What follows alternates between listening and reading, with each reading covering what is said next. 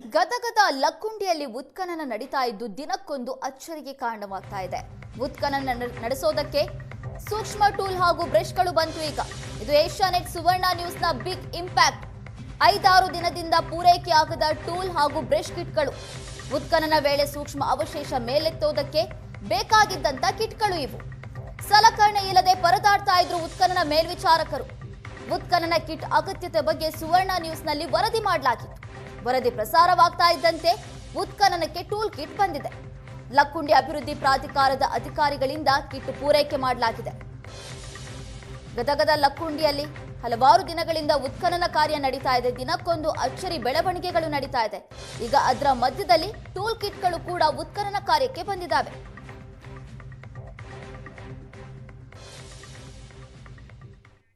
ಐತಿಹಾಸಿಕ ಲಕ್ಕುಂಡಿಯಲ್ಲಿ ನಡೀತಾ ಇರತಕ್ಕಂತಹ ಉತ್ಖನನದ ಸುದ್ದಿಯನ್ನು ಏಷ್ಯಾನೆಟ್ ಸುವರ್ಣ ನ್ಯೂಸ್ ನಿರಂತರವಾಗಿ ವರದಿ ಪ್ರಸಾರ ಮಾಡ್ತಾ ಬಂದಿದೆ. ಕೋಟೆ ವೀರಭದ್ರೇಶ್ವರ ದೇವಸ್ಥಾನದ ಅಂಗಳದಲ್ಲಿ ನಿರ್ದಿಷ್ಟ ಜಾಗ 10x10 ಏನು ಮೀಟರ್ನಲ್ಲಿ ಉತ್ಖನನ ನಡೀತಾ ಇದೆ. ಈ ಉತ್ಖನನ ನಿರಂತರವಾಗಿ ಸಾಗ್ತಾ ಇದೆ.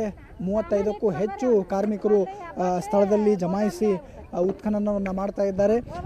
ಈ ಉತ್ಖನನ ಕಾರ್ಯಕ್ಕೆ ಒಂದಿಷ್ಟು ಸಮಸ್ಯೆಗಳಾಗಿದ್ದು, ಅಡೆತಡೆಗಳಿದ್ದು. ಅಂದರೆ ನಿರ್ದಿಷ್ಟವಾದಂತಹ ಅವರಿಗೆ ಟೂಲ್ಗಳೇನು ಬೇಕಾಗಿತ್ತು, ಆ ಟೂಲ್ಗಳು ಇಲ್ಲ ಅಂಥೇಳಿ ಏಷ್ಯಾನೆಟ್ ಸುವರ್ಣ ನ್ಯೂಸ್ ಸುದ್ದಿಯನ್ನು ಕೂಡ ಪ್ರಸಾರ ಮಾಡಿತ್ತು.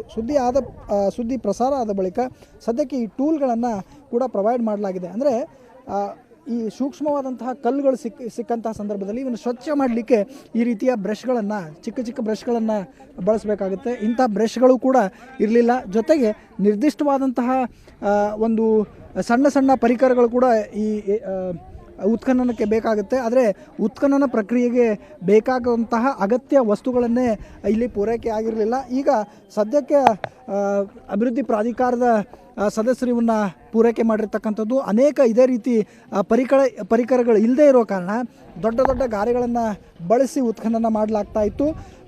ಜೊತೆಗೆ ಈಗ ಸದ್ಯಕ್ಕೆ ಏನು ಪೂರೈಕೆಯನ್ನು ಮಾಡಲಾಗಿದೆ, ಇದರಿಂದಾಗಿ ಉತ್ಖನನ ಪ್ರಕ್ರಿಯೆ ಕೂಡ ಸಲೀಸಾಗಿ ಆಗ್ತಾ ಇದೆ.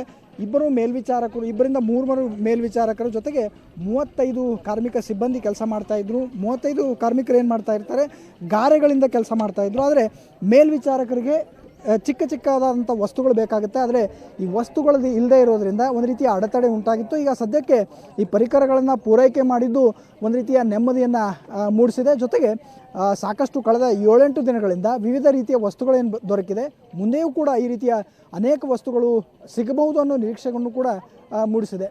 ಗದಗದಿಂದ ಕ್ಯಾಮ್ರಾ ಪರ್ಸನ್ ನೀರಾಜ್ ಜೊತೆ ಗಿರೀಶ್ ಕುಮಾರ್, ಏಷ್ಯಾನೆಟ್ ಸುವರ್ಣ ನ್ಯೂಸ್.